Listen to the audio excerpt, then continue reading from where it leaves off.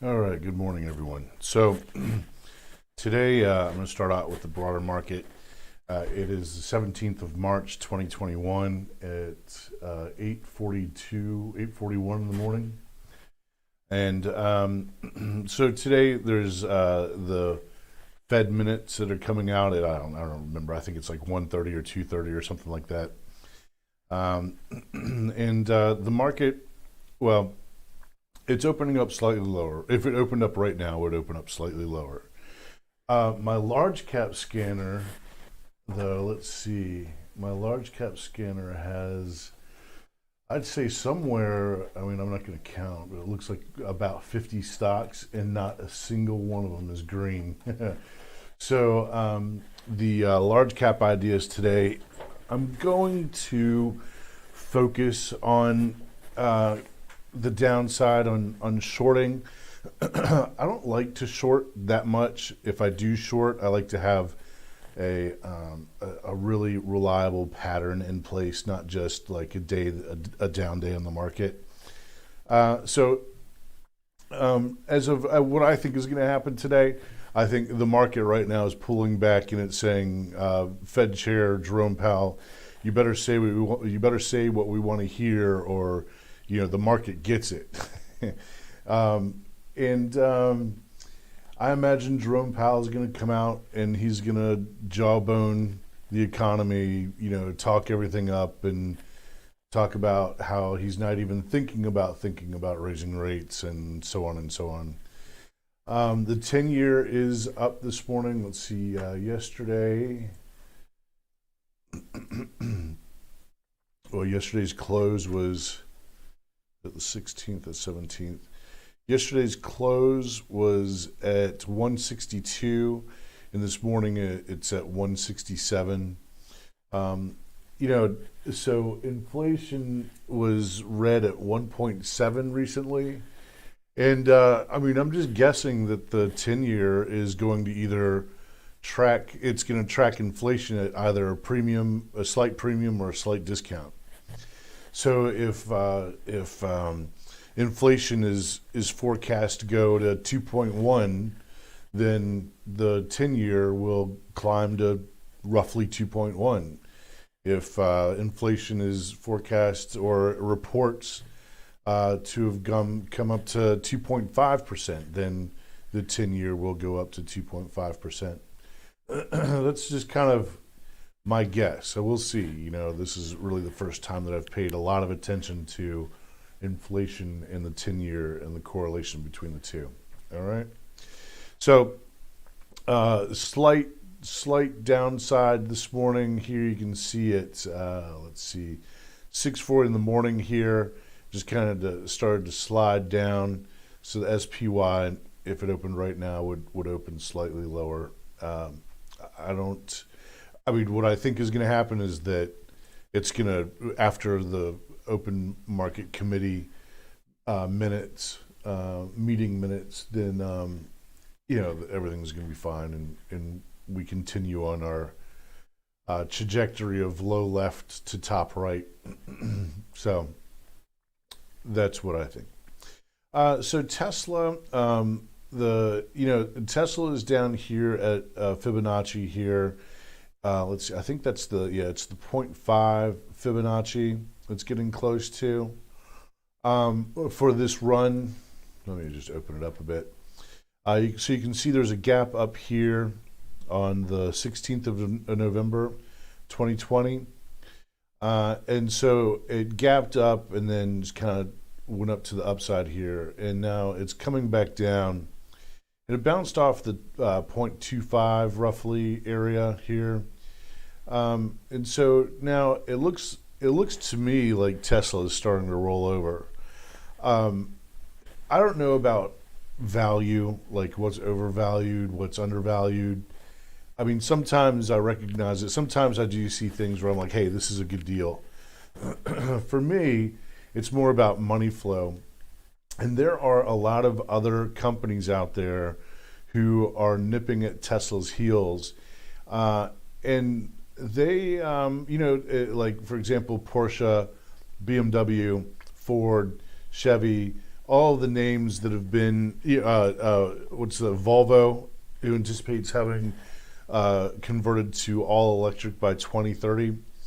So I imagine that if Tesla is kind of on its way down, people want to, oh, and there's also Fisker, and people want to diversify into other electric vehicle companies.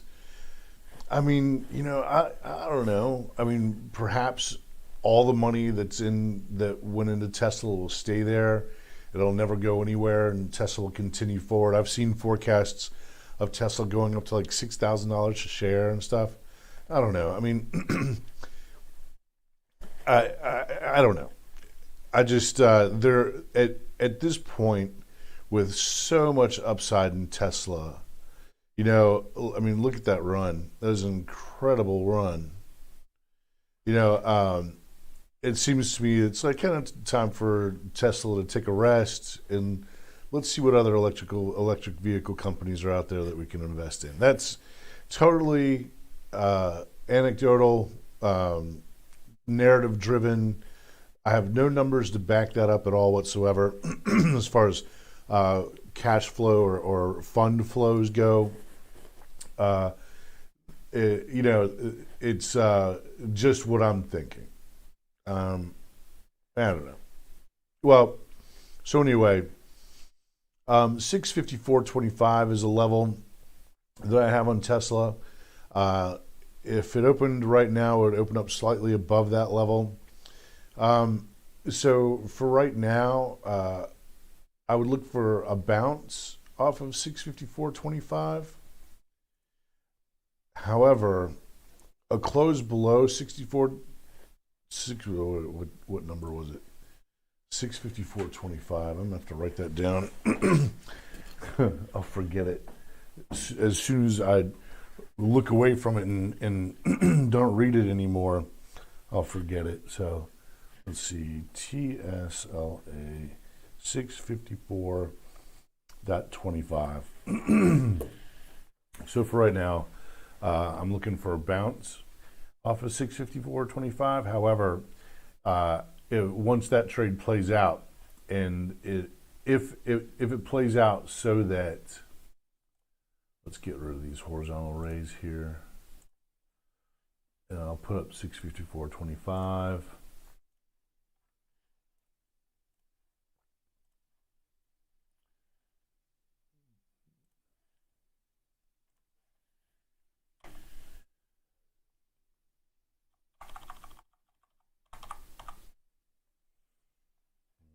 Okay. All right. So this morning, looking for a bounce off of the 654.25, and then after I get a percentage, I'll take profit. That's if I get into this trade. But then after that, what I'm looking for on this stock is for it to break down below this level, come up, retest, fail, and start fading away again. And then that will be a short opportunity for me. That's the way I'm going to play it. All right, so next up is Baba. Here's another short idea. This is one that I had on watch quite some time ago. So I was shorting in here, but then I had to cut the short loose pretty quickly, a lot more quickly than I would have liked to have, because at the time, there was this news that came out, and this is a Head and Shoulders. This is my favorite reversal pattern. Here's a well-defined neckline, a drastic break of the neckline. I wasn't involved with this pre-market, so I wasn't, or post-market, so I wasn't able to take advantage of this gigantic rip to the downside. This thing went from 255 on the 23rd of December to a low of 212. On December 24th. And so, but what I did catch was its bounce off the neckline here. It went back up to the neckline, which is what a Head and Shoulders pattern often does. It'll break the neckline, come back, test the neckline, fail.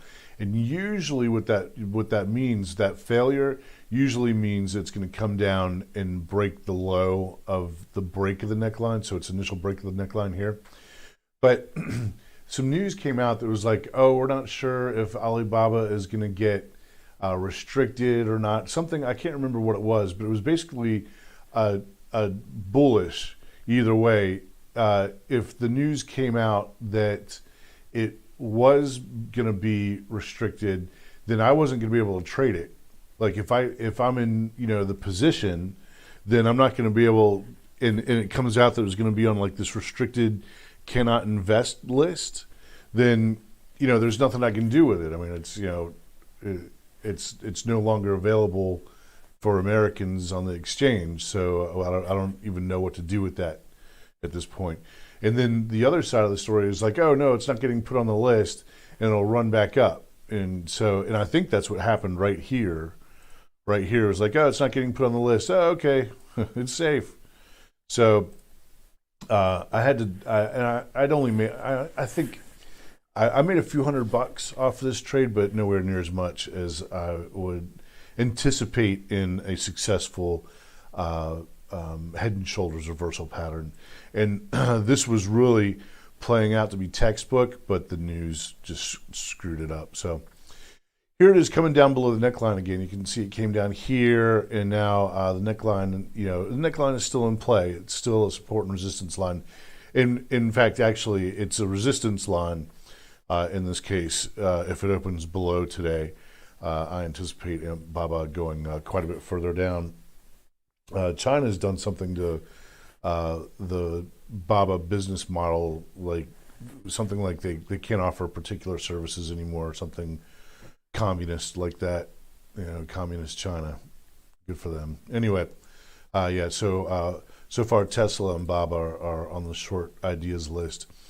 Now we have Porsche. Porsche is up pre-market here at $9.98 a share, which I'm really surprised to see this stock, down so low. This is one that was recommended by Hedgeye actually quite a few times in the recent history, and so I've with this run right here, I've missed. There's this period of consolidation here, and this is where I should have been averaging in to shares, and now it's running up. Now I think it has further to go, but I've missed this move right now. So I'm going to make an attempt to trade it if it gives me the entries, and I'll show you where I got my Fibonacci's. Let's go and get rid of these brush marks. And then, so I ran a Fibonacci from the bottom of this gap up to its high right here to get an entry at 966 and 949.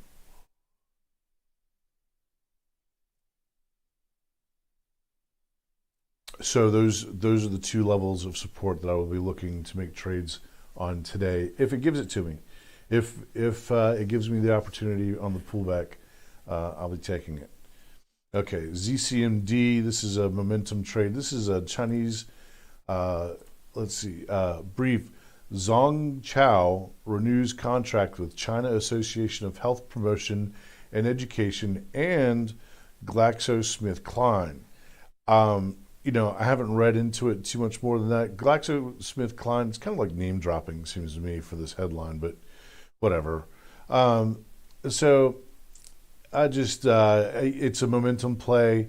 I really have been, I've been shy of momentum in recent history because, on occasion, there's a momentum play like Ruby, where it's like, yeah, they're curing cancer. It's, who doesn't love cures for cancer, right? So that's a momentum play that I'm definitely willing to get into. I mean, look, the thing went from $18 to $38, in one day. And yesterday it gave us a bounce opportunity. I made some money off of it. So when it comes to things like ZCMD,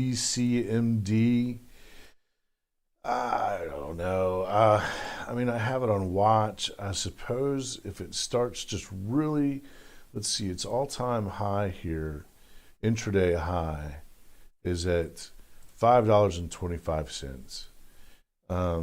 It's kind of, it's up. It just, I don't know. I don't have a high rate of conviction on it. If it starts breaking through to new all-time highs, then I'll give it.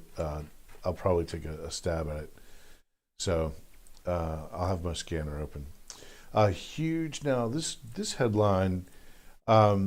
I don't know what to. Pharma says court ordered to move shareholder meeting date to May 14th.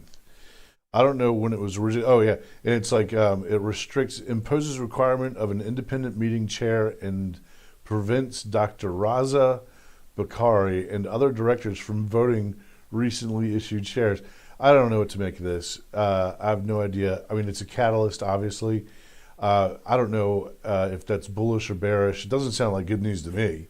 But what do I know about? I mean, I know a little bit about news releases and so forth, but there's nothing there that really lights my candle. So nothing that flicks my bick. All right, and then there's Ruby. So Ruby has had this run up here, and you can see these topping tails right here certainly indicate selling. This is the threshold for the highs at the moment. Until it proves otherwise, until it closes above these topping tail candles right here, Ruby isn't going much higher than I'd say 32 for the time being. Now pre-market right now, it's pulling back a bit. It's at $28.75, which is right around yesterday's open. Let's see. Yesterday's open was at $28.67. So there was a textbook pullback on Ruby yesterday.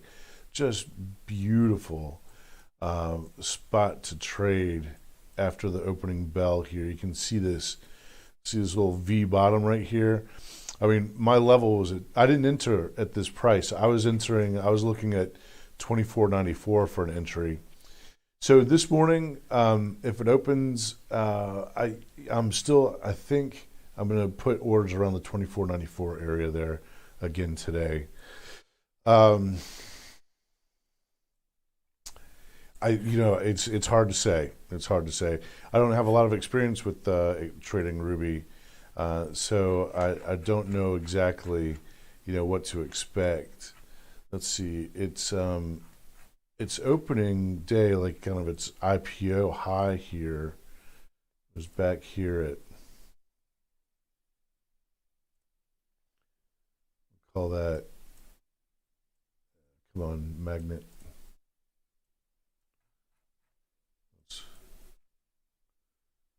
Let's get to the top. There we go.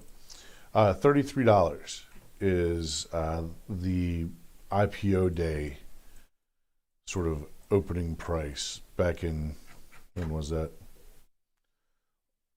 In June, July of 2018, sorry. So, yeah, you can see here, it tried to poke up over those highs. I mean, it did poke up over those highs, but it couldn't hold it. If it can hold on to those highs, then we might be able to get this thing into the 40s or so. I'm going to put an alarm at $24.94 if I haven't already. Yeah, I already have an alarm on it. And look for an entry there. Okay, so that's pretty much the rundown in the morning.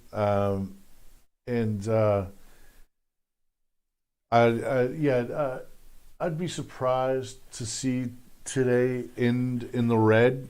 I think it's going to be a bullish day, but it's going to be an afternoon rally.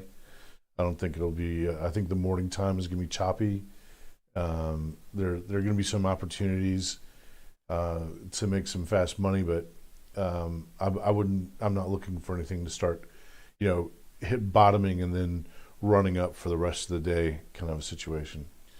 It's going to be after the Fed minutes, then we'll get a direction on the market.